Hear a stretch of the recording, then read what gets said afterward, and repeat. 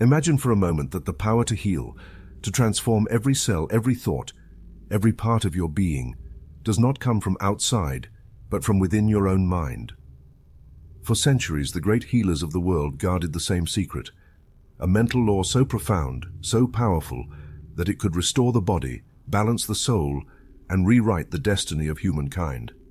Joseph Murphy, one of the greatest explorers of the subconscious, uncovered this mystery and turned it into a clear path toward health, fulfillment, and living faith. This is not just another text. It is a key that unlocks the doors of the creative mind. Prepare to discover how thoughts become healing energy, how faith becomes medicine, and how your consciousness, when guided with wisdom, can repair what the world calls impossible. Welcome to the secret of the great healers, the mental law that repairs your body. Here begins your journey to the inner power that heals all.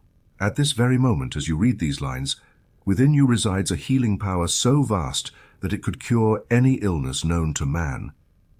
I am not exaggerating or fantasizing.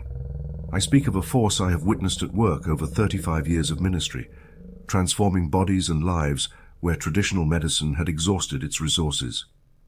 I have witnessed healings that many considered impossible, yet they always followed the same universal principles. Today, I want to share that secret with you. True healing does not violate any natural law. It works with the laws of life on a deeper level. Most people are unaware of how their own being functions. They believe health and disease depend on chance, inheritance, or luck.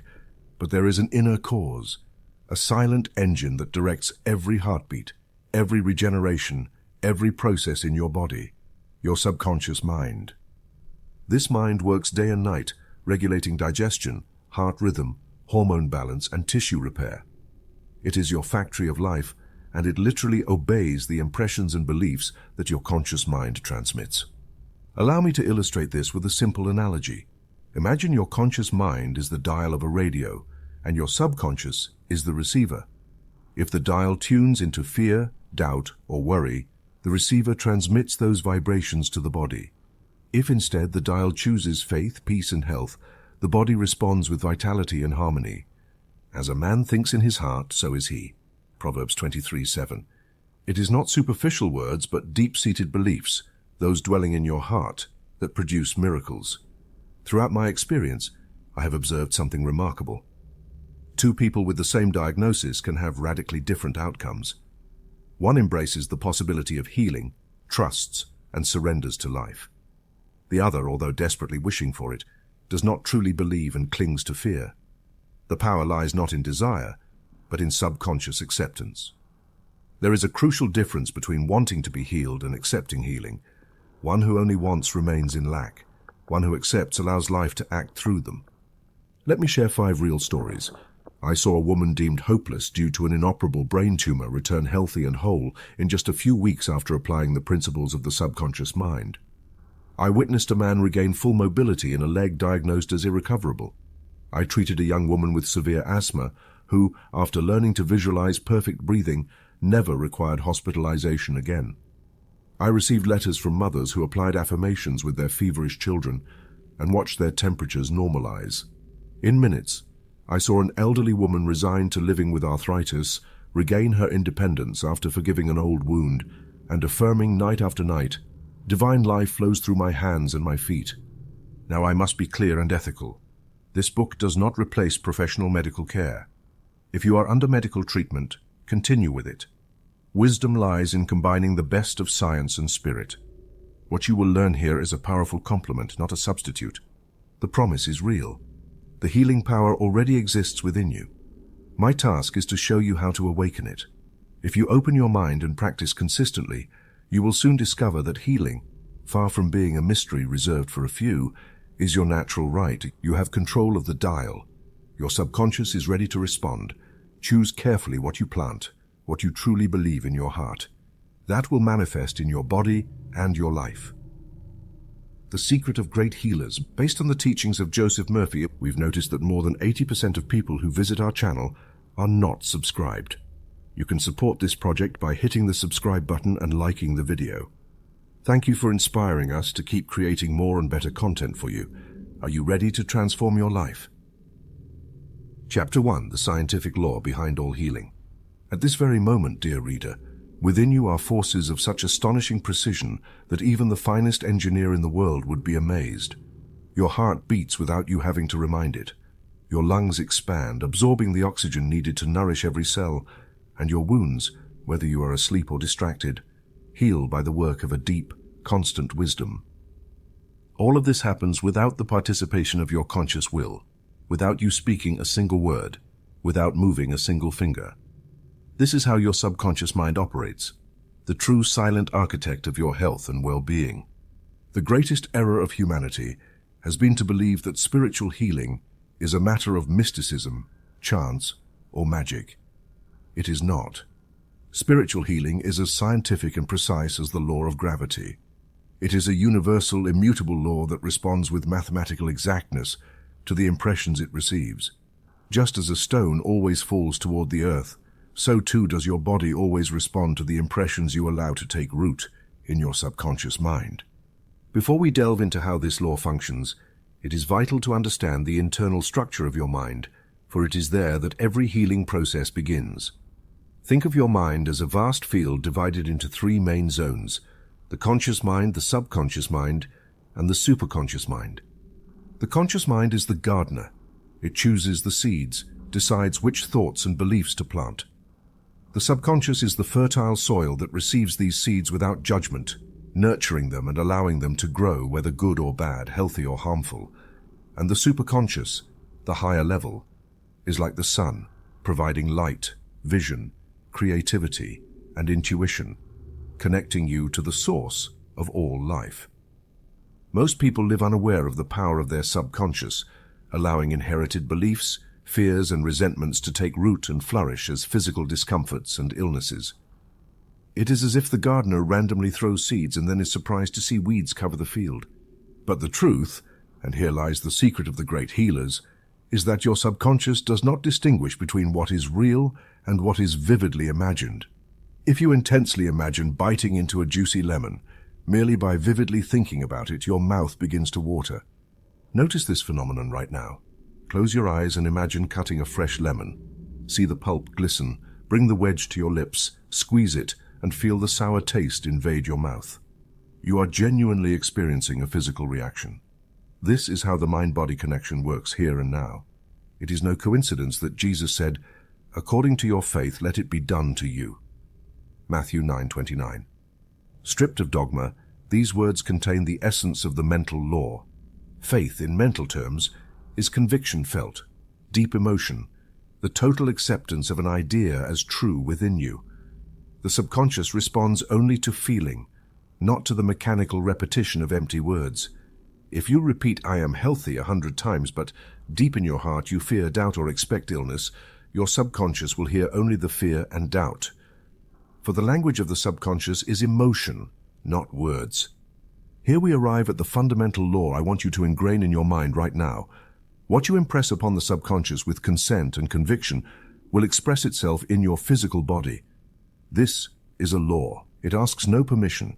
It does not distinguish between beneficial or harmful ideas. It receives and executes, just as the earth produces a harvest from any seed the gardener plants, whether wheat or weeds. Therefore, if you wish to harvest health, prosperity, and well-being, you must plant thoughts and beliefs of health, prosperity, and well-being. Do so with emotion, with the certainty of a farmer who knows the earth will do its part without error. Consider this case I witnessed personally. A businessman suffering from severe ulcers came to me when conventional medicine offered only temporary relief. For years, his conscious mind had been flooded with constant worries about his business. Every difficulty caused a knot in his stomach, corrosive anxiety. I explained that he needed to change his thought patterns. He began visualizing scenes of harmony at work before sleeping, pleasant meetings, satisfied clients. Upon waking, he would affirm, "Divine peace fills my mind and my stomach now." Within weeks, his pain subsided, the ulcers healed, and his doctor was astonished by a recovery he had considered improbable. Was this magic? No, it was the scientific law of the subconscious in action. Pause for a moment and reflect. If your subconscious mind continuously directs billions of cellular processes, why would it not be able to correct a malfunction, restore damaged tissues, or rebalance systems. Mental stress, for example, generates cortisol, a substance that weakens the immune system, opening the door to illness. But serene thinking, trust, and firm hope restore balance and stimulate regeneration. This is the medicine of the mind, as real as any drug you can ingest. The difference is the cause. One acts from outside in, the other from inside out. Let me illustrate this principle further with the gardener parable. The gardener does not worry daily about the exact process of germination. He knows that if he plants the right seed, the soil will respond faithfully. Likewise, you must learn to trust that your subconscious works for you ceaselessly, responding to the quality of your thoughts and emotions. Plant fear, and you harvest illness. Plant peace, and you harvest health. This law never fails, and you may now wonder why, if this is so simple, some people heal and others do not. The answer lies in the depth of subconscious impression. Many wish to heal, but few truly accept healing. Desire belongs to the conscious mind. Acceptance belongs to the subconscious. When an idea is emotionally accepted, it becomes an internal law and begins to manifest in your body. If your conscious mind requests healing but your subconscious doubts, doubt is the seed that will germinate. That is why empty affirmations fail. Genuine feeling is the water that makes the seed grow. I often receive letters from readers sharing healings that science deemed impossible. One such testimony came from a skeptical doctor. He had suffered from rheumatoid arthritis for over a decade. In his letter, he recounts that, out of professional curiosity, he applied these principles to himself. Every night before sleeping, he repeated with feeling, "Every cell of my body is saturated with divine life and energy. My joints are flexible and free." He visualized his hands moving effortlessly, imagined the relief. At first, he felt doubt, but persevered. After 3 months, his mobility improved markedly. A year later, he had fully recovered joint function and called it the miracle of the mental law. Another reader, a young woman, wrote, "For years I suffered from debilitating migraines. No remedy helped. One day, reading your teachings, I realized I was allowing self-critical thoughts and constant pressure. I began affirming in my mind, I am peace. My mind is clear. Every cell in my head radiates well-being." The attacks gradually ceased. Today, migraines are only a memory, and my life has changed. Let me anticipate and address a common objection. Why are some healings instantaneous while others take time? Here enters the principle of gestation. Just as a seed does not bloom instantly, so too the healing process has its own incubation period, determined by the intensity of feeling, the depth of subconscious impression, and the consistency of practice. Some diseases rooted for years require time to dissolve. Others, with total and immediate acceptance, can vanish in an instant. Do not worry about the time. Focus your mind on the conviction that the law is working, and let nature perform its perfect work. Remember the principle of correspondence, as within, so without. Your body is the exact reflection of the dominant thoughts and feelings within you. Change the cause, and the effect will change. Impress health upon your subconscious, and health will manifest in your body. This is a simple and absolute truth, valid for all and at all times. I now invite you to perform a simple but profoundly revealing exercise. Take a moment and think of a lemon. As I mentioned before, imagine its color, its aroma, the sound of the peel as you cut it, the fresh juice. Feel the reaction in your mouth, the salivation. This is undeniable proof that thought produces real effects in the body. If such a simple idea can create an immediate physical reaction, imagine what a powerful conviction repeated with faith and emotion can do. Today, as you finish this chapter, recognize and accept the scientific law of healing. You are the gardener of your life. The seeds are in your hands. Choose to plant health, peace, and harmony. Water these seeds with sincere feeling. Nurture them with the light of faith. Your subconscious, like generous soil, will do the rest. It is law, and law never fails. From this moment, proclaim within yourself, what I impress upon my subconscious with consent, my body manifests perfectly. This is the key. This is the secret of great healers. Practice it, and you will see the fruits. Your health depends on what you now accept as law in your inner world. Chapter 2. Healers Throughout History, a Universal Method. When you observe the art of healing expressed across different corners of the world and throughout time, it is easy to be deceived by outward appearances, by cultural attire, rituals, and words. Yet, when you look with the eyes of understanding, you perceive the invisible thread that connects all the great healers of humanity. The method may change, but the law is always the same. The miracle is not the suspension of natural laws, but the application of a higher law, the spiritual mental law, over a lower one, the physical. Just as electricity does not destroy the law of gravity but uses it in a different way, so true healing does not violate, but reveals the hidden power within the human being. Consider Jesus of Nazareth, the supreme healer in Western consciousness. The Gospels abound with stories of blind men receiving sight, lepers being restored, and paralytics walking. The casual reader sees only the external events, but the attentive observer perceives the inner method. Jesus never imposed healing.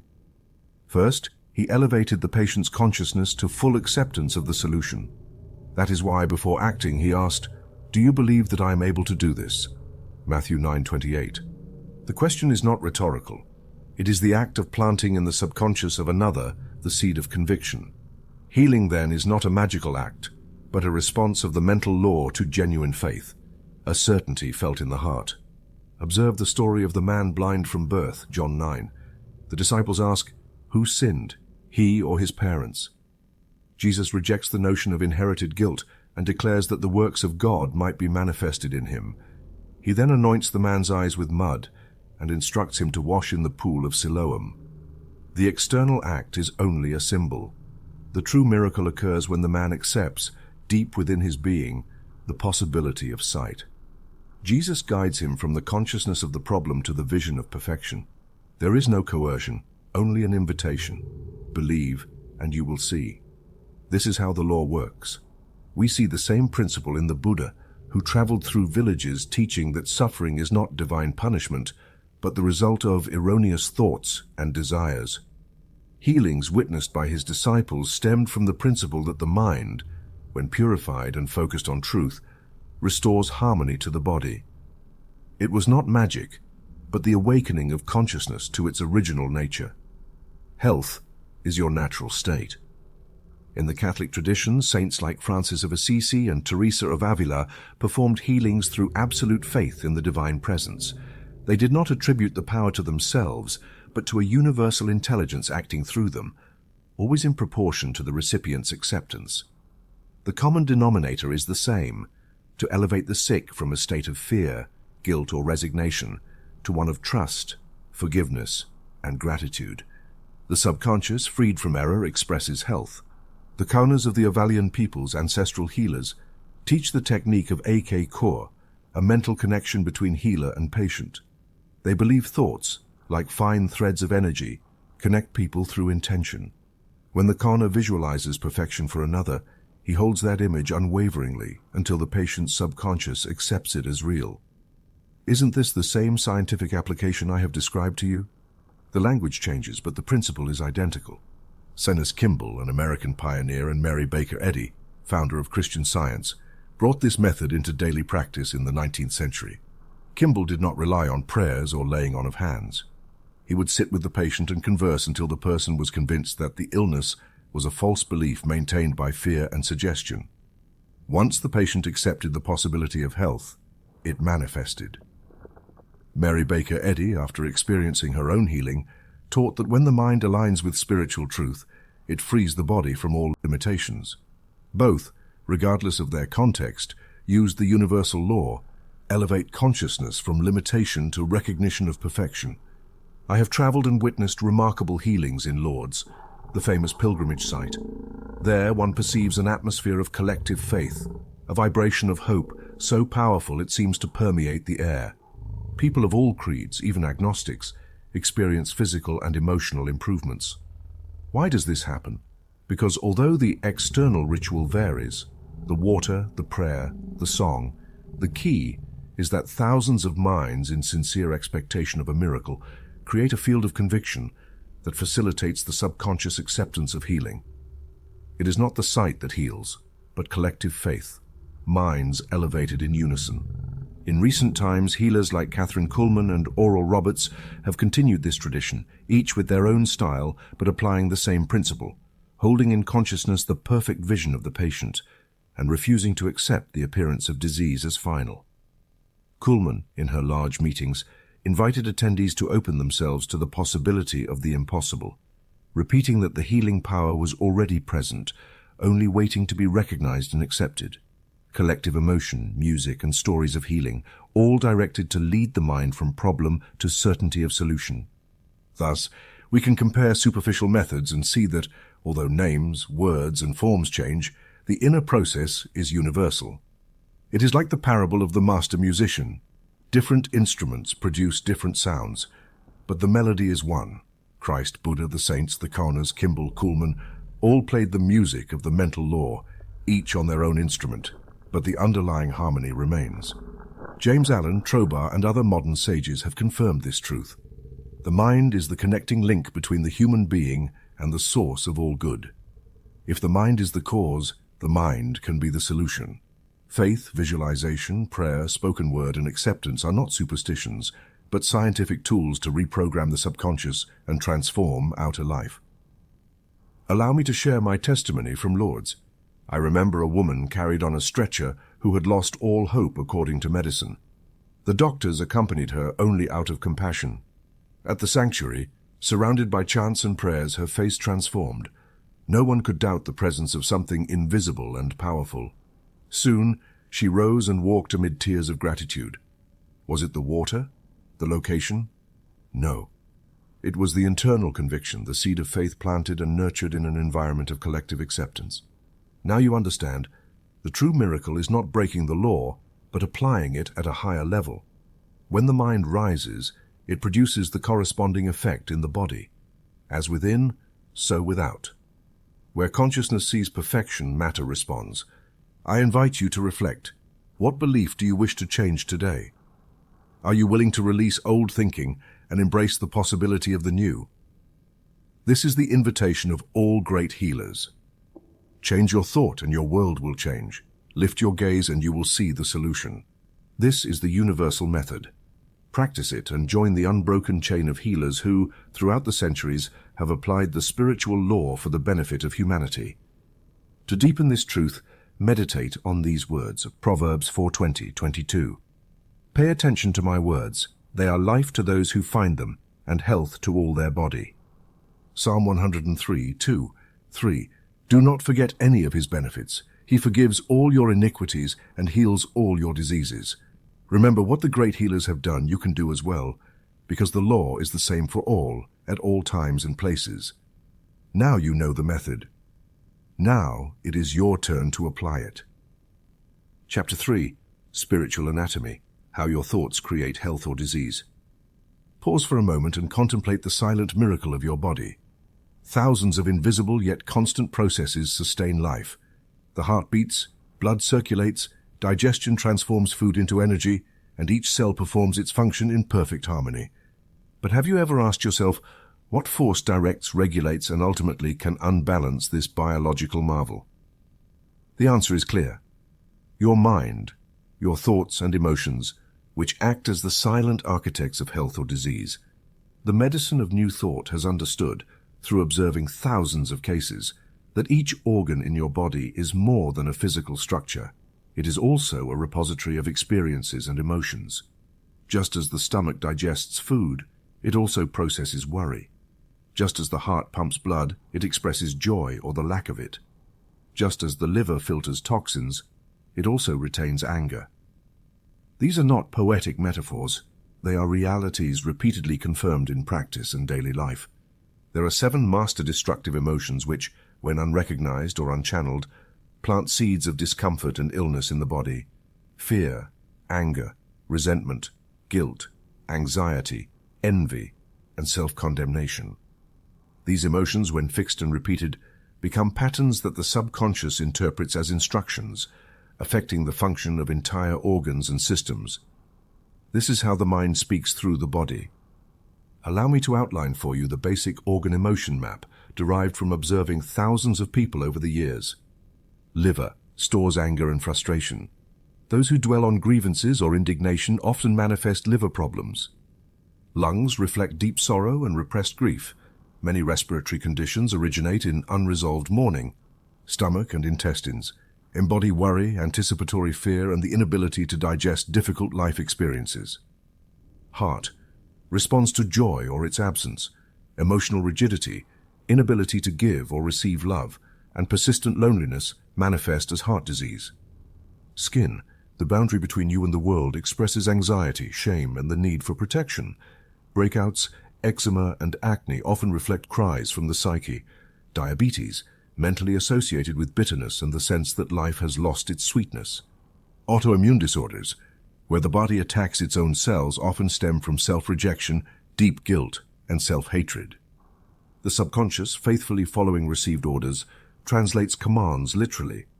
If you reject yourself deeply, your body expresses it in its own language. It is crucial to understand that recognizing the mental cause of a disease does not mean blaming the patient. There is no room here for guilt or judgment. On the contrary, this knowledge empowers you. If physical symptoms are messages, they are letters from the subconscious pointing to an unresolved conflict, a mental knot seeking release. The symptom, far from being an enemy, is an ally. It indicates where to look, what to release, what to forgive. I have repeatedly witnessed the transformative power of this understanding. Allow me to share the story of a woman who suffered from chronic migraines for over a decade. After consulting numerous doctors and trying all kinds of treatments without success, she decided to explore the mental origin of her discomfort. In a sincere session, she identified a deep resentment toward her mother, never expressed, never forgiven. For weeks she worked to release that feeling, affirming each night, "I completely forgive and release my mother. I release myself." Gradually, the migraines became less frequent until they disappeared entirely. It was not magic, it was conscious healing. On another occasion, an accountant trapped in a job he detested developed severe colitis. Medical tests revealed no definitive physical cause. In conversation, it became clear that his stomach could not digest the life he was living. He bravely decided to pursue work aligned with his true values and abilities. Soon his digestive health improved dramatically.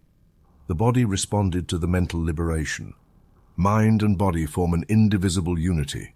Every word, every thought, every emotion is an affirmation. As the famous author Louise Hay says, "Every thought you think and every word you speak is an affirmation." If your thoughts are of fear, condemnation, or self-rejection, that is what you plant. If they are of love, forgiveness, and acceptance, you will harvest health and well-being. It is the law of sowing and reaping, valid both in the field and in the soul. Now pause and perform this practical exercise. Take pen and paper. Write down the physical symptom that concerns you most. Ask it, "What message do you bring me?" Allow the answer to arise from within without forcing it, without judgment. You may recall memories, emotions, or unresolved situations. Do not fear. What is revealed can be released. Make this exercise a habit, and you will see your body begin to speak to you in an increasingly clear and constructive language. I have received letters from people who healed conditions considered incurable through the simple act of listening to the message of their symptoms and acting accordingly. A corporate executive with severe hypertension discovered through this method that he carried old resentments toward colleagues and superiors. He began working on forgiveness, releasing the emotional weight that oppressed his heart. 3 months later, his blood pressure normalized and his vital energy was reborn. Do not underestimate the role of positive emotions. Gratitude, joy, love, and trust are powerful medicines. They strengthen the immune system, raise energy levels, restore balance. Just as fear can make one sick, gratitude heals. It is crucial to emphasize that the correlation between emotions and disease does not mean every illness is caused solely by the mind. There are physical, hereditary, and environmental factors. However, I have never seen a case where an inner change, even a small one, did not improve the overall condition. The mind is not omnipotent over the body, but it is the most underestimated factor in health and illness. Remember this, your body does not betray you. It is the faithful messenger of your subconscious. Learn to listen, interpret, and above all, transform your thoughts and emotions. Choose to plant health, understanding, love, and forgiveness. Your body, like fertile soil, will respond with fruits of well-being and vitality. Make this chapter your compass. If a symptom arises, do not see it as an enemy, but as an ally willing to show you the path back to balance. Ask it, listen, and act. This way, you turn every experience, even a difficult one, into an opportunity for self-knowledge and transformation. From today, proclaim with conviction, I listen to the message of my body, release the past, plant health, and harvest well-being. Your spiritual anatomy is perfect in its origin. Make your mind recognize and express it more fully each day. Here lies the key to all true healing. Chapter 4, Forgiveness. The most powerful medicine in the world. There is no medicine more powerful, no remedy deeper than authentic forgiveness. I am not referring to superficial forgiveness, nor the mechanical gesture dictated by courtesy or habit, but to the kind of forgiveness that penetrates to the depths of the subconscious, releasing vital energy trapped by resentment, guilt, and unresolved pain. Forgiveness practiced in this way is a regenerative force, a master key that opens the door to health, peace, and true joy. Let me be clear from the start. Resentment is mental poison. This is not a metaphor. It is a biological and spiritual reality. When you harbor grudges, when you dwell on past injuries, when you relive old wounds, your subconscious interprets these emotions as a command for slow self-destruction. Vital energy becomes blocked, life force stagnates, and the body begins to manifest symptoms, sometimes mild, sometimes devastating, that no external medicine can heal while the cause remains alive in the mind. I have seen with my own eyes how resentment not only embittered the soul but literally poisoned the body. People who had never been ill, upon falling prey to hatred or guilt, developed inexplicable ailments. I have also witnessed the reverse transformation. Diseases once considered incurable receded when the individual decided to forgive, release, and bless wholeheartedly. True forgiveness does not mean denying the harm suffered, nor justifying the other person's actions. Genuine forgiveness does not condone, it liberates. You can forgive without approving. You can release the weight of the past without validating the offender. Forgiveness is an act of inner freedom. You do it not for the other person, but for yourself. Remember the words of wisdom. Holding on to resentment is like drinking poison and expecting the other person to die. The only one affected is you, because the subconscious takes that emotional poison and somatizes it in your body. Let me illustrate with the parable of the unforgiving servant. Matthew 18:21-35. Jesus tells the story of a servant whose master forgives an enormous debt, but who, once freed, refuses to forgive a small debt owed by a fellow servant. The result? The forgiveness received is revoked, and the servant falls into prison. The lesson is clear and powerful. If you do not release others, you keep yourself imprisoned. Resentment is a jail you built yourself. I will now share a technique I call repetitive forgiveness. It consists of affirming blessings each day for the person who has hurt you, even if at first it seems impossible. Say, I completely release you. I let you go. You are free and I am free. I wish you peace, harmony, and all blessings. At first resistance may arise and the emotion may feel tight. Persevere. The subconscious, exposed to repeated heartfelt affirmation, will eventually accept the new command, and healing often manifests almost instantly. What about self-forgiveness? Many can forgive others but remain trapped by guilt, by past mistakes, by words spoken or acts left undone. That guilt, when entrenched, poisons body and mind. Self-forgiveness is releasing the energy you hold against yourself. You are not perfect. No one is. Acknowledge your humanity, accept your learning, and repeat, I forgive myself and release myself. The past no longer has power over me. I choose peace. I once met a woman with severe lupus whose body responded to no medical treatment. Upon exploring her history, we discovered a deep resentment toward her father, who had hurt her in childhood. Night after night she worked in conscious forgiveness and visualized her father wrapped in light. Gradually her symptoms diminished. Doctors were puzzled, but she knew the real change had occurred in her mind and heart. I have received letters from men and women who, faced with terminal illness, experienced radical improvement after performing the simple but powerful act of writing letters of forgiveness to all who had ever harmed them. In most cases, these letters were never sent. The process was for themselves to free the subconscious from toxic burden. The act of writing, of acknowledging the pain, and ultimately of releasing it, produces a catalytic effect that no external medicine can match. Remember, forgiveness is not to please another. It is for your own healing. If you wait for someone else to acknowledge their guilt or to apologize, you may wait a lifetime. The power is within you, not outside you. To ensure this chapter is not just words, I propose a central exercise, simple yet revolutionary. Make a complete forgiveness list. Write down the names of all the people you need to forgive, including yourself. Each night for 30 days, read the list and affirm with conviction, I completely forgive and release you. I surround you with a circle of divine love. Do not worry if the emotion feels weak at first. Repetition combined with intention will do its work. If you practice consistently, you will feel a growing lightness in your being. The old weight will vanish. Now I invite you to a brief meditation, the visualization of forgiveness. Sit comfortably, close your eyes, and visualize a room filled with soft light. Mentally bring forth the person you wish to forgive. Look them in the eyes. Imagine both of you enveloped in that light. Silently say, I forgive you and release you. We are both healed by divine light. Remain in that image until you feel peace. If practiced regularly, you will witness your body and mind renewed. I have seen astonishing healings after intensive forgiveness work. People with incurable ailments recovering health, broken relationships restored, lives transformed.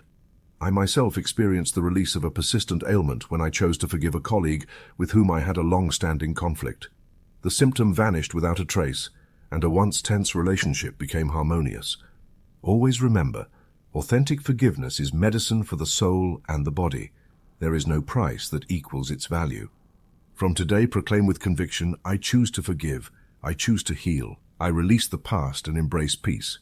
This is your greatest medicine. Practice it, and you will see miracles where others see only limitations. Your freedom begins with one act, to forgive truly from the heart. In doing so, you liberate yourself and access the power to transform your entire being. Chapter 5, Faith that Moves Mountains, How to Develop Healing Conviction. The greatest obstacle faced by sincere seekers of healing is not the illness itself, nor even physical pain or the limitations imposed by a medical diagnosis.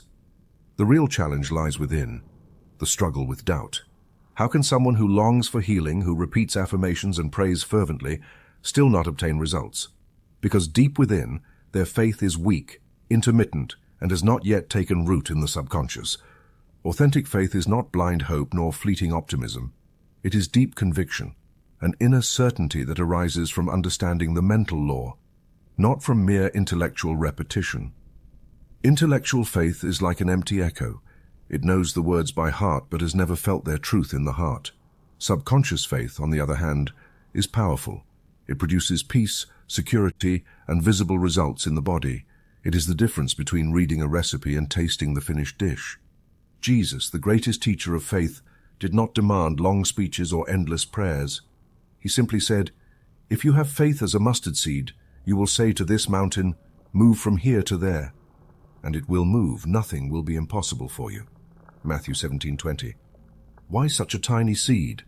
Because what matters is not quantity but quality. A small seed, if genuine, is enough to activate the law. Doubt, even in small measure, sabotages the process, introduces confusion into the subconscious, and cancels the power of faith. Let me illustrate with a practical parable. Imagine a farmer with two seeds, one wheat, one weed. He plants both in the same soil, and nature does not judge. It simply grows what it receives. Your subconscious mind is the soil. Faith is the wheat seed, doubt is the weed. If you plant both feelings, the harvest will be confused and weak. If you plant only faith, the harvest will be abundant and clear. You may ask how to cultivate genuine faith. The first step is to begin with small healings, those your mind can accept without resistance. If you have a headache, practice visualization. Affirm, divine life flows freely through my mind. I am at peace and free of tension. Observe the result. If you cut your finger, apply the law. My body restores itself perfectly, right now. When you witness success in small matters, your confidence will grow for greater ones. This is how the ladder of faith works. Each step is a triumph. Each result reinforces your certainty. I conducted this same experiment in my own life. I once experienced a minor but persistent discomfort despite usual remedies. I consciously applied the principle. For 3 nights before sleeping, I repeated, "Every cell in my body is perfect. Divine life manifests now."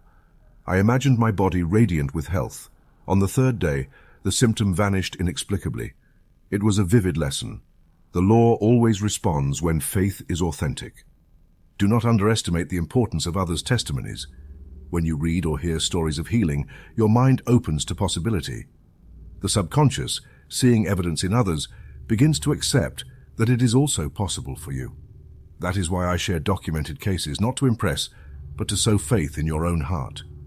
Consider the story of the Roman centurion, Matthew 8:5 and 13. This man, unfamiliar with Jewish religion, approached Jesus for his servant's healing. He said, "Just say the word, and my servant will be healed." Jesus exclaimed, "I have not found such faith in Israel." The centurion understood the principle of authority. This is the mental law. You do not need to know all the internal mechanisms. Just as you do not need to understand electricity to turn on a lamp, you only need to activate the switch of faith. Trust the law, and it will act. But beware of manipulative faith, the kind that demands results in a specific time or way, obsessed with the how and the when. That anxiety creates resistance and blocks the work of the subconscious. True faith is relaxed trust. Assume the feeling of the fulfilled desire and watch the path open. Neville Goddard expressed it clearly. Assume the feeling of your wish fulfilled and observe the way it opens before you. A memorable case involved an agnostic woman suffering from thyroid disorders. She was not religious, but understood the mental law. She began visualizing her gland functioning perfectly, affirming, "My thyroid is healthy and balanced." She practiced consistently without attachment to form, trusting only in the law. Gradually, her health normalized.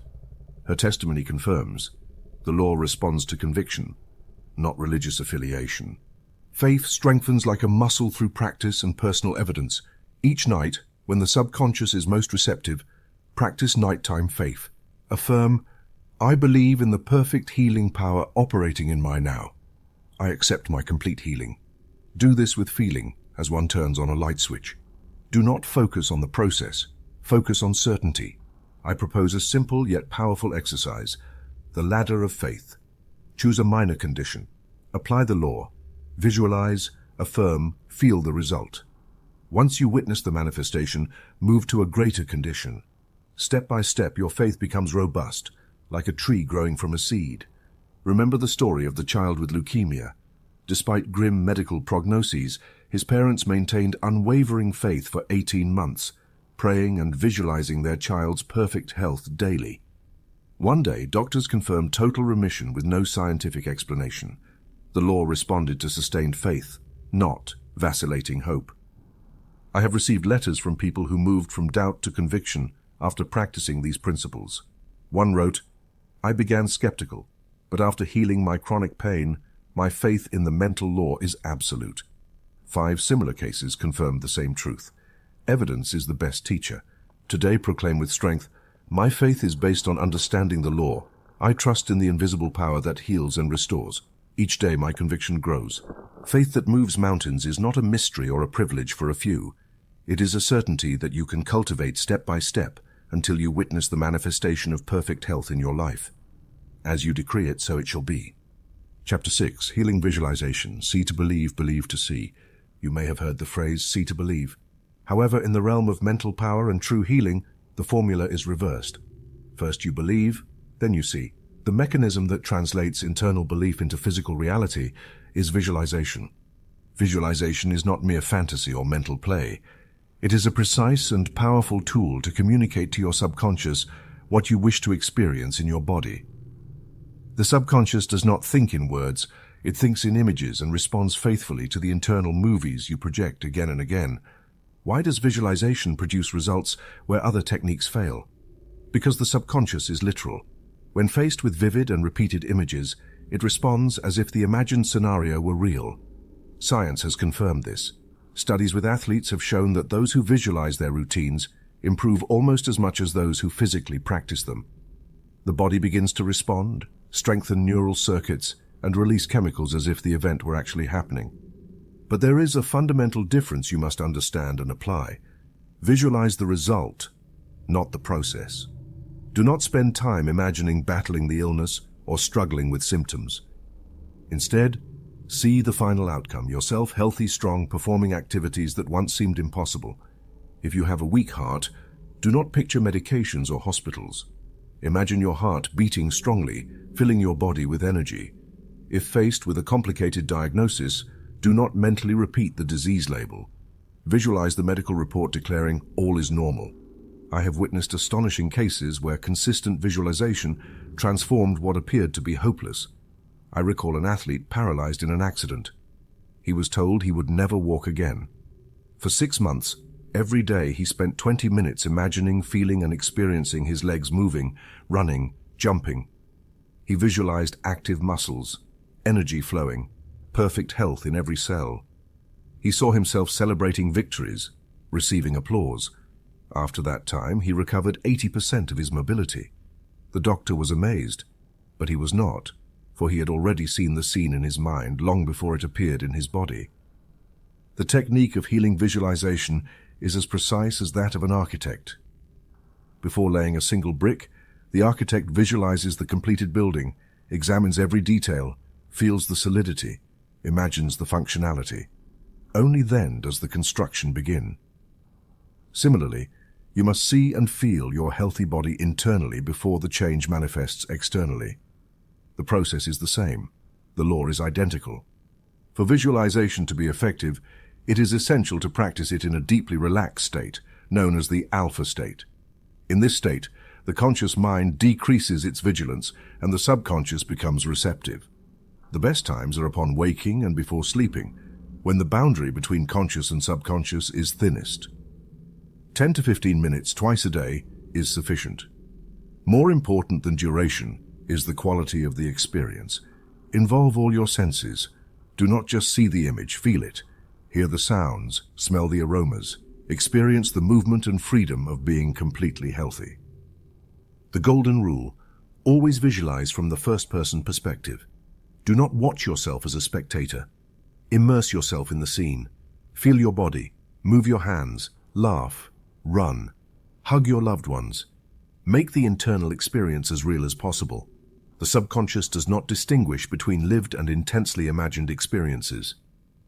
Repeat the process daily and watch as your reality gradually aligns with the internal image. Allow me to share another enlightening example.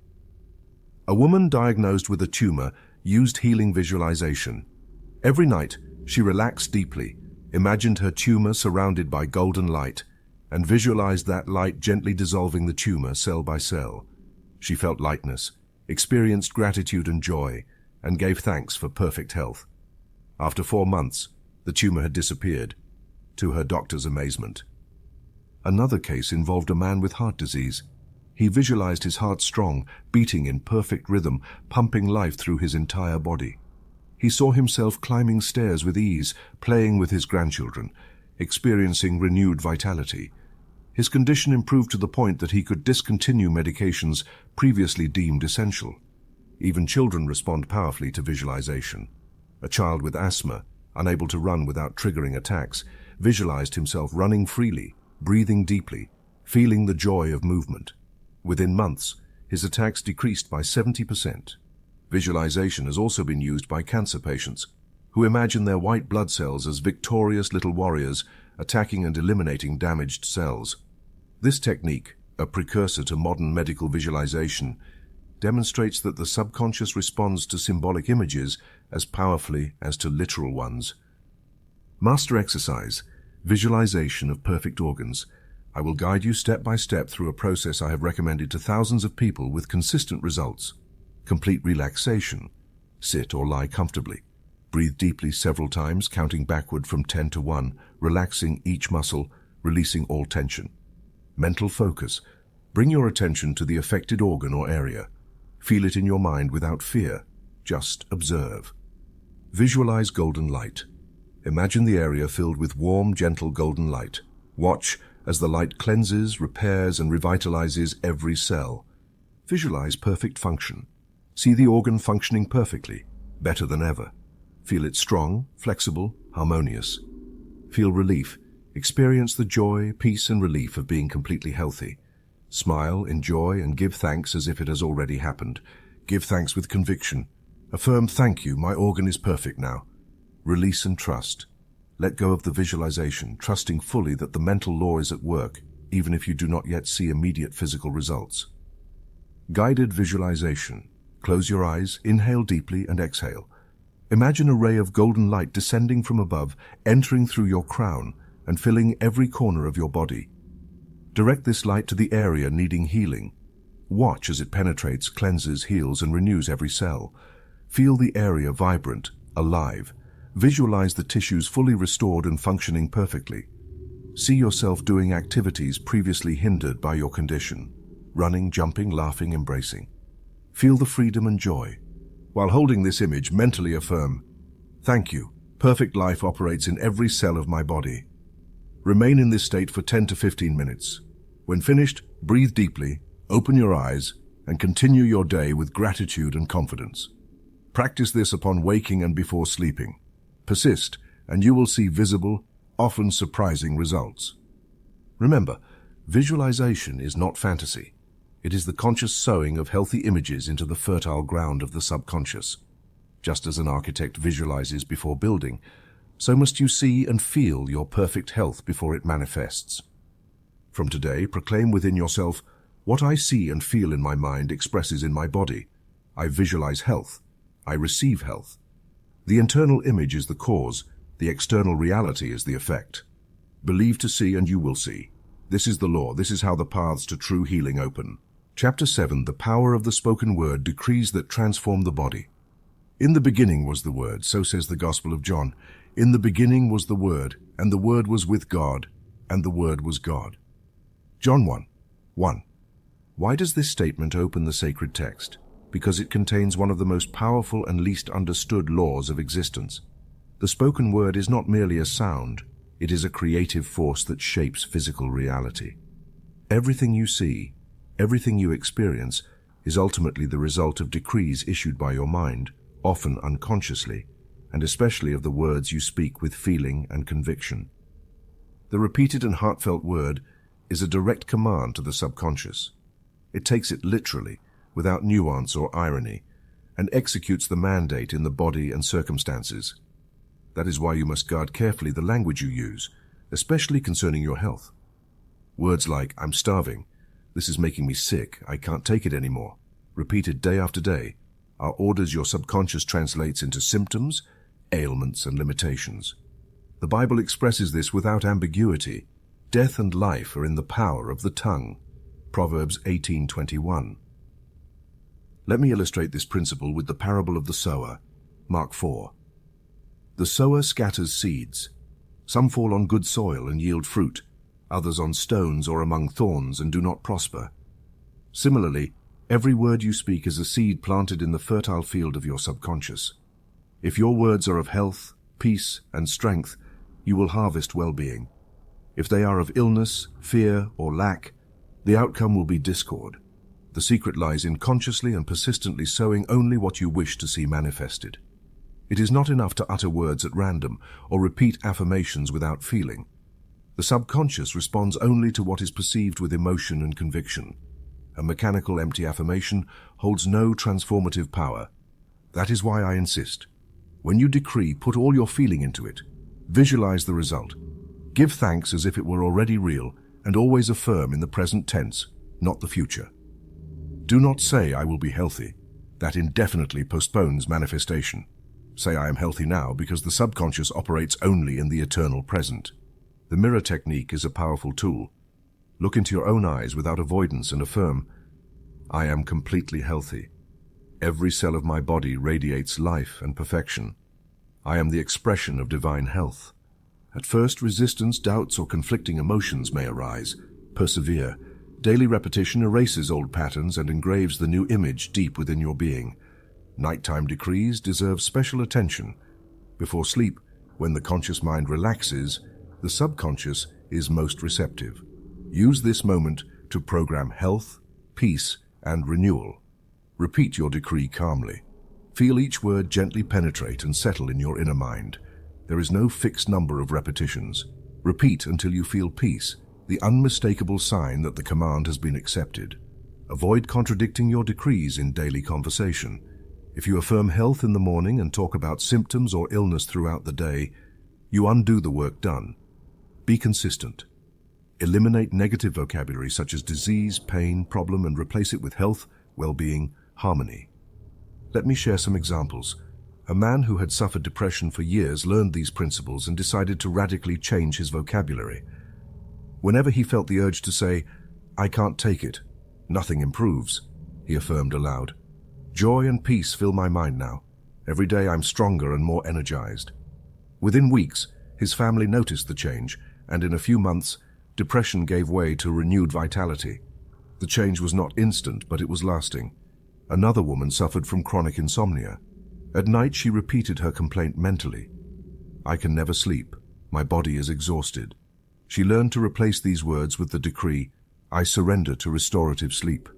Each night I rest deeply." Within weeks, her sleep normalized. Here are the 7 master healing decrees. Choose the one that resonates most with your condition, or adapt one of your own. Consistency and feeling are key. Total healing. Decree, divine life flows perfectly through every cell, organ, and tissue of my body. I am now restored to the original perfection of the divine plan. Organic perfection decree.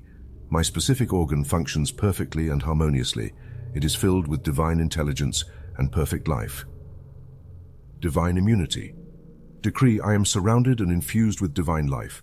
No negative belief can touch me. Only perfect health manifests in me. Absolute peace decree. Divine peace floods my mind and body now. Everything in me is in perfect balance. Renewed energy decree. Each day I awaken renewed. Divine energy restores and strengthens me. Vital joy. Decree, joy is my natural state. My body and mind express happiness and vitality. Complete release. Decree, I release all discordant thoughts and emotions. I am free, healthy, and harmonious. I suggest a practical and transformative exercise, the 40-day decree challenge. Choose one decree and repeat it 50 times each morning and night for 40 consecutive days. In biblical tradition, the number 40 symbolizes complete transformation. Perform it with conviction, without fail. Observe how your body and life begin to align with the words you have sown. And do not forget this crucial warning. Do not contradict your decree with casual conversations or doubtful thoughts. Consistency is key. Just as the farmer protects the planted seed, protect your decree from contrary words and thoughts. Testimonies worldwide confirm this principle. An executive with a stomach ulcer repeated faithfully each morning, "Divine peace fills my stomach now." Within 6 weeks, his ulcer healed, astonishing the medical staff. 3 other readers reported remarkable improvements using only the power of the words spoken with feeling. From today, recognize and use your word as an instrument of power. Proclaim, "My word is law for my subconscious mind." Decree health and health manifests. This is how it works. Your inner voice is the key. Use this gift and transform your body, your life, and your destiny. Chapter 8. Distant Healing, How to Help Others from Afar. There is a powerful truth confirmed time and again in the laboratories of the soul and in everyday life. All minds are connected at the deepest level of the subconscious. Even though our bodies may be separated by miles, even continents in the mental-spiritual dimension, real distance does not exist. This invisible unity, which modern science is only beginning to glimpse through quantum physics, is the foundation of distant healing, and explains why prayer for others, when practiced correctly, produces such astonishing results. There is no magic or superstitious mysticism in this phenomenon. The principle is as scientific as transmitting a radio signal. Your mind acts as a powerful transmitter, and the mind of the person you wish to help acts as the receiver. When both tune into the same frequency of health, perfection, and well-being, the mental image travels and impresses upon the recipient's subconscious, producing tangible results. Physical distance is irrelevant. What matters is the clarity and constancy of your thought. Jesus himself exemplified this principle in the story of the Roman centurion, Matthew 8:5 and 13. The centurion came, pleading for healing for his servant, gravely ill at home. Jesus did not need to touch him or visit him. He simply said, "Go, and as you have believed, so let it be done for you." At that very hour, The servant was healed. The centurion's faith, combined with Jesus' word of power, crossed the physical distance and impressed the body of the sick servant. The method is simple. Maintain a perfect vision in your consciousness, free from doubt. It is crucial to understand that the healer does not heal. You do not possess magical powers over another person's body. Your role is to hold the truth of perfection in your mind and allow the universal law to operate through the channel of your thought. You do not impose or force. Simply sustain the image, affirm the health, and release the outcome. The sick person's subconscious responds to the extent that it is receptive. For ethical reasons, never impose your treatment on another without their consent. If the patient is unconscious or permission cannot be obtained, act from compassion, without trying to control, always complementing and never replacing professional care. If the patient knows that you are praying for them and is open to receiving, the channel is clearer and mental resistance diminishes. Interestingly, distant healing is often more effective when the recipient is unaware of the prayer at that exact moment, because their conscious mind does not resist, question, or analyze. The subconscious, free of barriers, receives the impression and translates it into biological changes. It is like leaving the radio on while you sleep. The music arrives even if you are not paying attention. A common mistake: never focus your prayer on the illness. Do not mentally repeat the diagnosis or dwell on symptoms. That only reinforces the problem in the mental field. Use the perfect substitute technique. Visualize the person completely healthy, radiant, happy, living in fullness. Affirm that this is their true reality beyond temporary appearances. The power of group prayer is multiplicative. When several people hold the same image, the vibration intensifies and manifestation often accelerates. Just as multiple transmitters strengthen a signal, several minds focused on perfection open unexpected paths to healing. However, not everyone responds equally. If the recipient holds deeply ingrained subconscious beliefs of pain, guilt, fear, or impossibility, the mental law cannot fully operate until that resistance dissolves. Therefore, even the most fervent prayer may sometimes appear to yield no immediate results. This is not failure. It is part of the process. Persist, release, and trust. Let me share a story of a mother whose faith and consistency moved many. Her son, in a coma 3,000 kilometers away, was pronounced hopeless by doctors. She, refusing to resign herself, prayed each night, visualizing him smiling, full of life, talking and laughing with her. One night, during deep concentration, she felt a wave of peace. That very night, her son awoke from the coma unexpectedly, without medical explanation. Such cases abound when the mind aligns with love and certainty. Scientific evidence also supports this law. Dr. Larry Dossey has documented studies showing that cardiac patients improve remarkably when included in distant prayer chains, even without knowing it. The connected mind is the laboratory of the new century. Here is the master method for distant healing to apply to anyone you wish to help. Preparation. Find a quiet place. Sit comfortably, close your eyes and breathe deeply. Relax your body and quiet your mind for a few minutes. Visualization.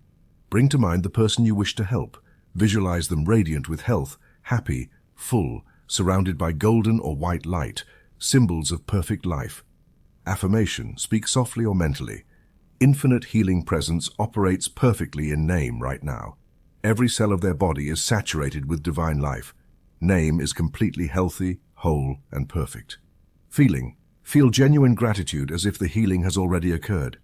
Feel joy, peace, and certainty. Release, fully let go of the image and affirmation. Do not cling to the result or monitor anxiously. Trust the law and let the higher power act. Duration. Dedicate 15 minutes daily until you observe results or feel peace within. As practice, start with someone with a minor condition to strengthen your confidence before addressing more severe cases. Note your observations without anxiety or rigid expectations. Always remember, if the person is under medical care, your mental work complements, not replaces, professional treatment. If the situation allows, encourage the patient to follow all medical instructions while you apply the mental law. Testimonies abound. The child with diabetes whose condition improved when the entire family prayed and visualized daily for a month. The grandmother with pneumonia on another continent, healed while her grandchildren held the vision of her perfect health. In my own congregation, a prayer group documented improvements in 12 of 15 critical patients within weeks. Parents, grandparents, and friends have witnessed life renewed in loved ones when the correct vision is held with love and persistence. From today, proclaim inwardly, "The mind connects all that is created. I sustain the perfection of those I love, and the law responds." Where the vision is clear, healing occurs. Love held with conviction travels faster than light and brings life where there was once only shadow. You are a channel of that power. Use it responsibly and with faith. The world needs it. Chapter 9. Healing Crises, Understanding Temporary Reactions. The path to healing is rarely a straight line. One of the most perplexing obstacles for those beginning a spiritual treatment is the phenomenon of the healing crisis. That moment when, instead of immediate improvement, there appears to be a worsening new symptoms or a temporary intensification of discomfort. Many, without this understanding, give up just before dawn, abandoning the harvest when the earth is only beginning to open. Let me explain what happens so that you are never deceived by appearances. The subconscious is a vast repository of habits, beliefs, and old emotions. When you begin a mental treatment, when you affirm health, visualize perfection, and decree freedom, you start introducing a new pattern into your deep mind. But the subconscious, by nature, resists change, even for the better, because it is accustomed to the known, even if that old pattern is suffering or limitation. It is like an old house. When you begin to clean and renovate, first comes the dust accumulated over years. This resistance can manifest in several ways: intensified physical symptoms, disturbing dreams, waves of anxiety or painful memories emerging unexpectedly. Do not be alarmed. Just as a broken bone aches while healing, so too can spiritual energy, as it reorganizes body and mind, produce intense sensations before restoring balance.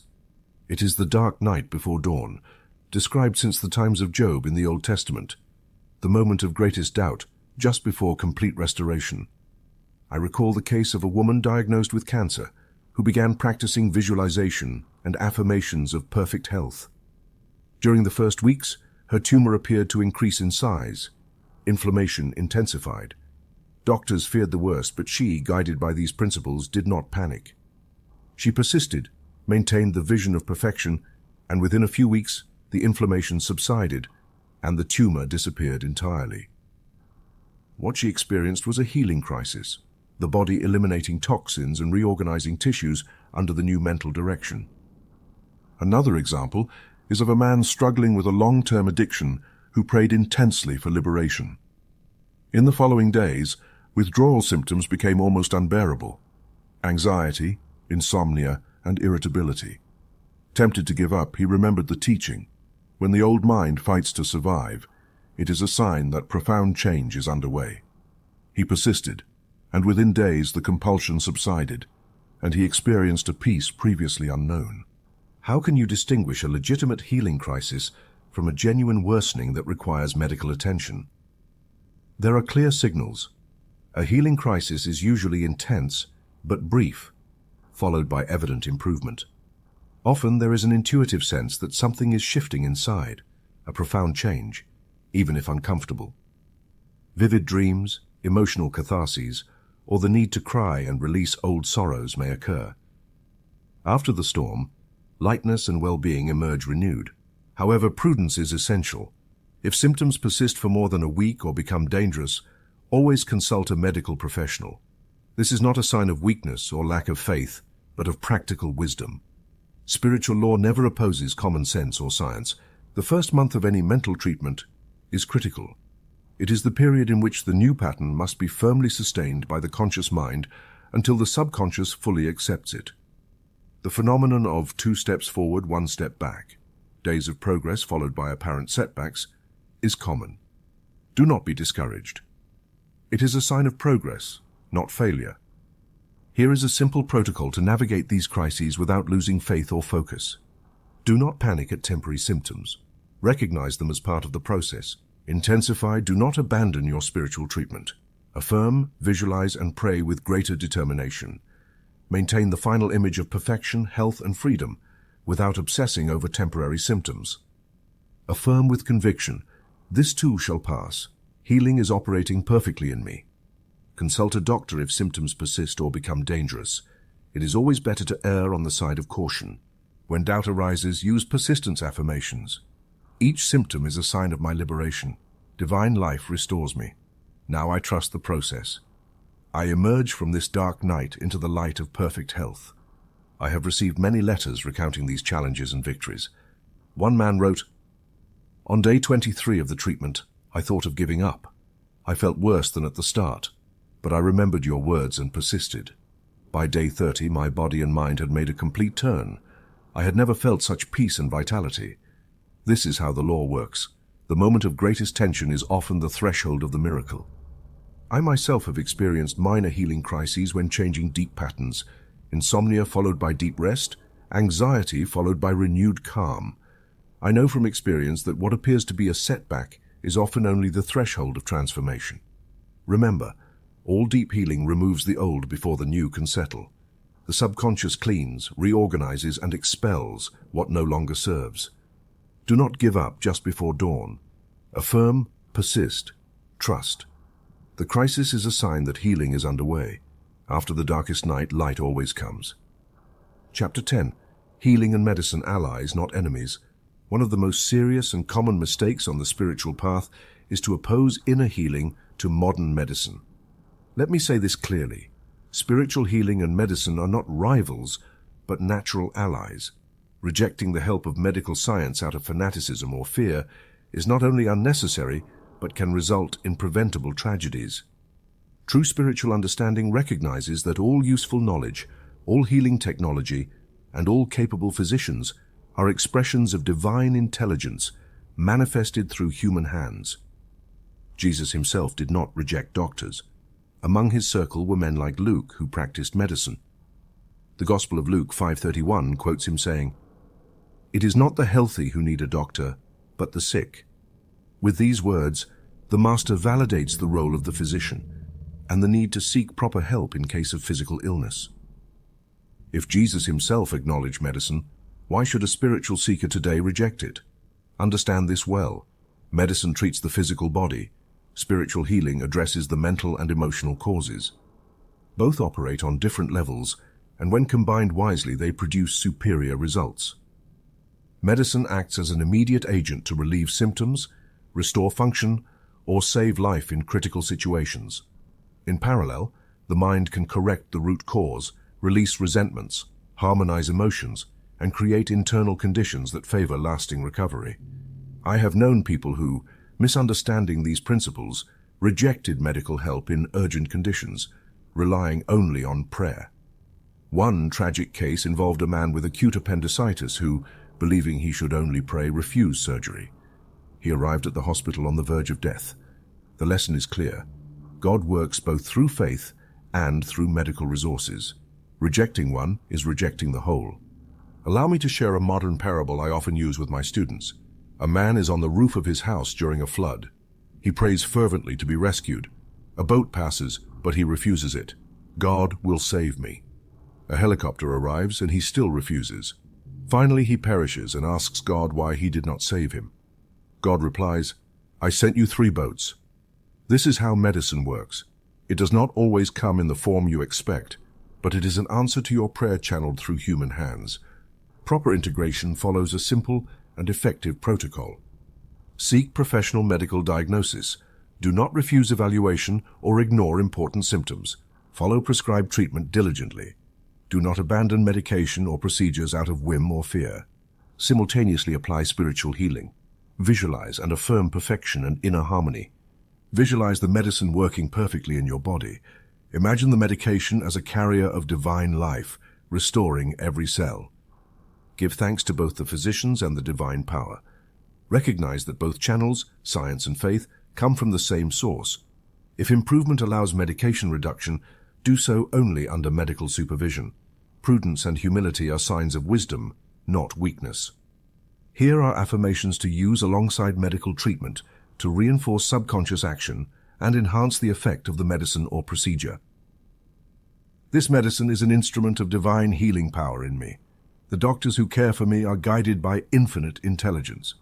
I combine the best of heaven and earth for my perfect healing. I have witnessed many cases of wise integration.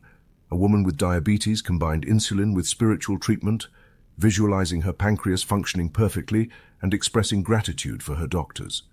Gradually, under strict monitoring, she was able to reduce the dose nearly to zero. She never abandoned professional supervision and attributed her success to the combination of both paths. I know cancer patients who, while undergoing chemotherapy, added daily visualization of healthy cells and affirmations of organic perfection. Many reported minimal side effects and remarkable recovery. A diabetic wrote to me, "By adding affirmations and visualization to my medication, my lab results improved, and I was able to reduce my dose by 80% under medical supervision." Another woman undergoing treatment for depression experienced much faster improvement by combining her medication with affirmations of joy and peace. Always remember this fundamental warning. This book never advises abandoning professional medical treatment. Spiritual healing complements, enriches, and enhances medicine, but does not replace it in critical situations. When the ailment is minor or emotional, prayer and mind work may be sufficient. But in the case of serious illness, injury, accident, or acute crisis, always consult a doctor and follow their instructions. Never forget, all healing, whether through prayer, medicine, surgery, or any other channel, comes from the same divine source. God works through all forms: the surgeon's hand, the mind's power, the intelligence of nature. Your task is to integrate, not separate.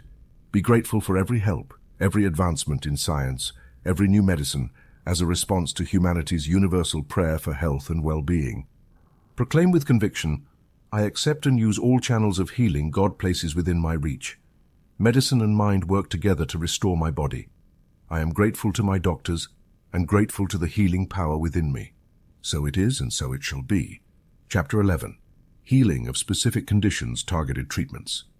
Now we enter a highly practical section intended to help you find, for your particular case, a spiritual treatment that acts as a master key to the door of your healing. I suggest using this chapter as a reference manual, not as continuous reading. The guidance here is the result of observing hundreds, in some cases thousands, of people throughout my ministry. The human mind is deep and unique. The causes suggested here are the most common, but each person may discover through self-observation and honesty their most precise internal cause. If an affirmation does not resonate with you, contemplate, meditate, and ask your inner guidance. Intuition is the voice of the divine intelligence within you. The key principle is consistency. Choose the treatment that best suits your situation and apply it faithfully for at least 30 days. Do not jump from one treatment to another.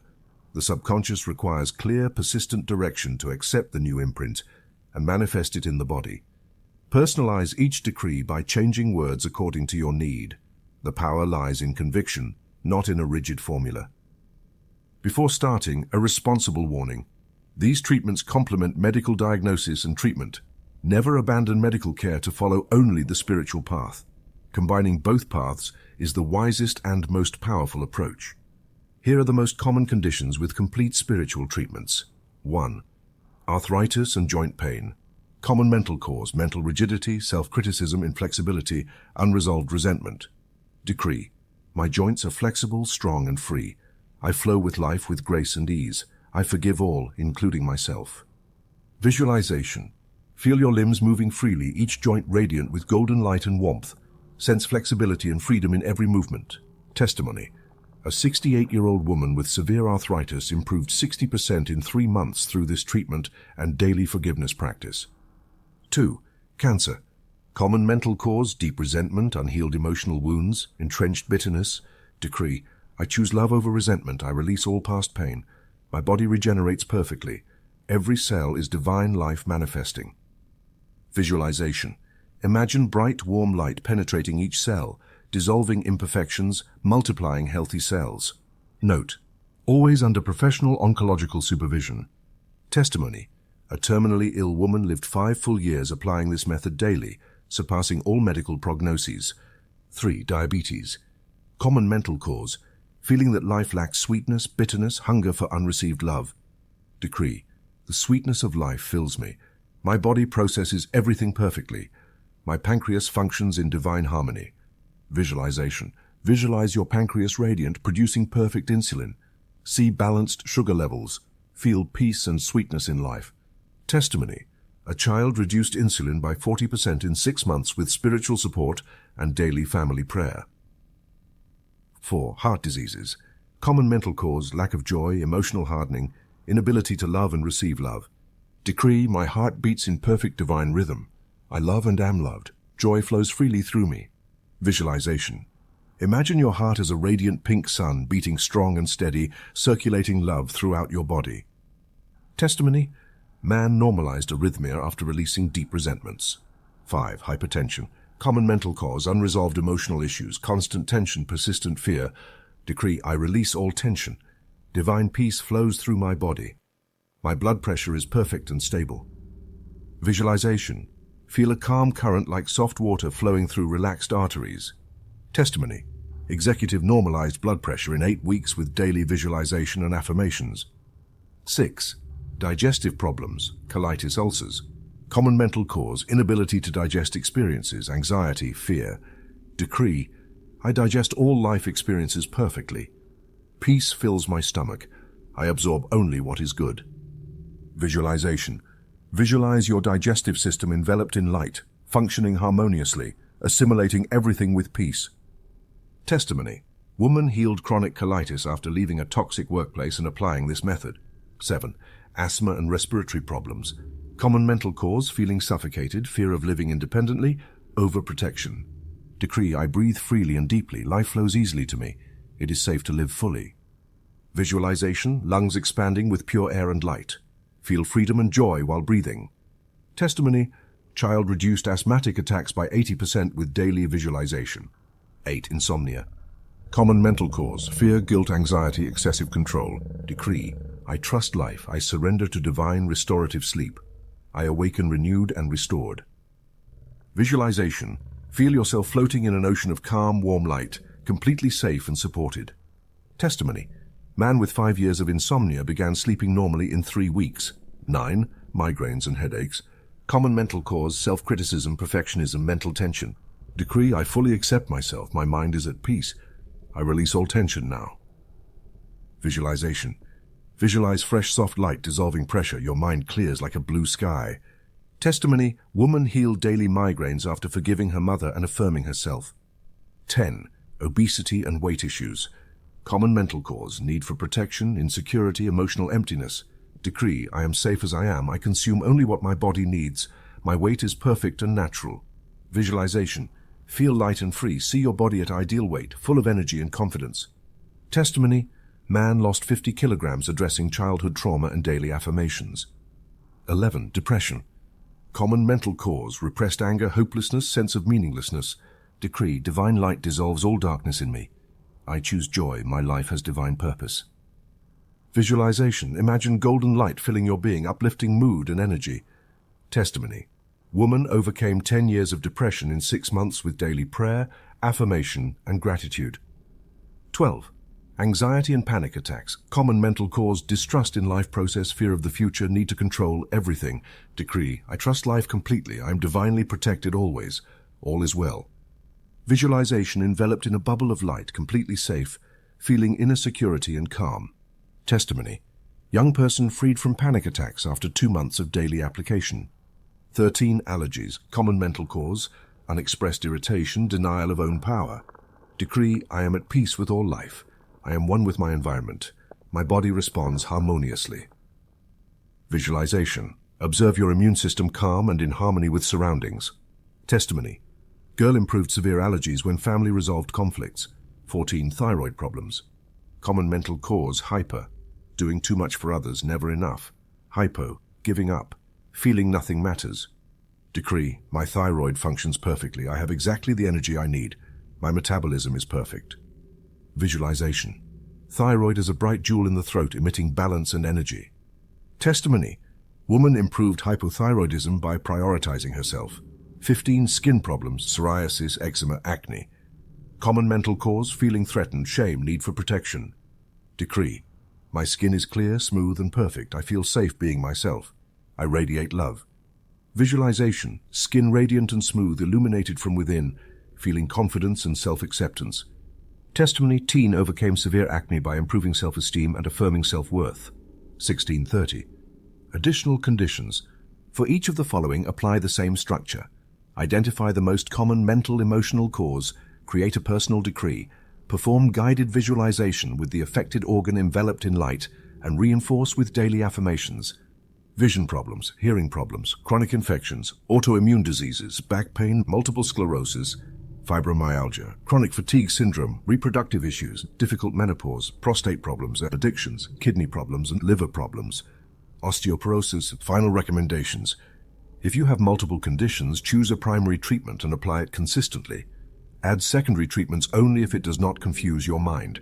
Keep a progress journal. Note daily symptoms, emotions, improvements, and gratitude. This reinforces confidence and helps track subtle changes. Always remember, spiritual healing is a powerful complement, never a replacement for responsible medical care. These treatments have been fertile seeds in thousands of lives. You too can experience a harvest of health and harmony if you water your chosen seed daily with faith, perseverance, and gratitude. Apply it with conviction. Bless your body, bless your mind, and watch divine perfection begin to flourish where once there was pain. Chapter 12. Maintaining perfect health, life in healing consciousness. True healing is not an isolated event nor a momentary miracle. It is the natural result of living from a higher consciousness, a mental state where perfect health becomes the norm, not the exception. Let me say this clearly. Healing once is not enough. If you do not transform the mental and emotional patterns that caused the illness, it can return. Only a sustained healing consciousness day by day turns health into a habit, a permanent and natural condition. The first principle: permanent healing requires a transformation of consciousness, not just a temporary technique. Decreeing or visualizing for a few weeks and then returning to old thought patterns is insufficient. Just as a farmer does not plant once and walk away, he tends the soil, waters the seed, and removes weeds. You must cultivate your mind and spirit daily. Each day you plant in your subconscious thoughts of life, gratitude, and well-being, or through neglect, thoughts of worry, fear, and resentment. From my experience, people who enjoy permanent health share certain mental attitudes that act as the roots and shield of their well-being. Here are the 7 most powerful. Consciousness of divine perfection. They know beyond doubt that their true nature is perfect health. They affirm, divine life flows through me. I am health in action. Instant forgiveness. They release resentment as soon as it arises, never letting it take root. They practice the art of letting go, blessing, and moving forward. Perpetual gratitude. They constantly give thanks for their body, each function, each new day. Gratitude is their preventive medicine. Trust in life. They live with deep faith that the universe conspires for their good. They expect blessings, not disasters. Unconditional love. They love themselves and others without holding bitterness or resentment. Purpose lived. They feel their life has meaning, contribute, serve, and find significance in daily activities. Conscious presence.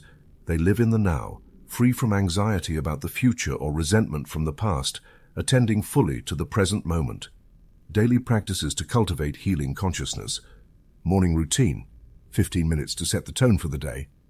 Wake with gratitude. Upon opening your eyes, affirm, thank you for this new day and this perfect body. Master affirmation. Declare, divine life flows perfectly through me today. Visualization of the day. Imagine yourself moving with energy, vitality, and joy throughout your day. Bless each organ. Consciously thank your heart, lungs, stomach, legs, eyes, etc. while washing or eating breakfast. Protective shield. Visualize a golden light surrounding your body, impenetrable to negativity. Clear intention. Choose health, love, and harmony as your focus. Evening routine, 10 minutes. Day review. Mentally review the day and release any accumulated tension, fear, or irritation. Express forgiveness. Forgive any offense, yours or others, and release it from your heart. Specific gratitude. List 5 concrete things you are grateful for today. Regeneration affirmation. Repeat, I'm perfectly restored while I sleep. Visualization. See yourself waking renewed and radiant the next morning. Total surrender. Affirm, I surrender to divine restorative sleep. Responding to early symptoms. This is the crucial moment when most people fall into fear or denial. My recommendation is simple. Do not panic and do not ignore it. Acknowledge the symptom, but do not give it power. Apply the spiritual treatment immediately. Affirm, visualize, pray. Repeat the neutralization affirmation. This has no power over me. My perfect health is my reality. Ask yourself, what is my body trying to tell me? Listen to the answer from your intuition and adjust your thoughts or emotions accordingly.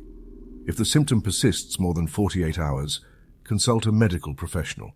Wisdom is never opposed to faith. The supreme key, spiritual immunity, a mental state where disease cannot take root because the mind and body are saturated with life, optimism, and peace. Just as a gardener watches over his garden to remove weeds as soon as they appear, you must monitor your thoughts. Do not allow criticism, complaint, gossip, worry, fear, or resentment to occupy your mind. They are true mental poisons. Replace them daily with positive mental nourishment. Inspirational reading, uplifting music, constructive conversation. Healing community. Surround yourself with people who believe in health, inner power, and life's goodness. Join or create prayer circles, affirmation groups, or healing communities. The environment reinforces and multiplies your energy.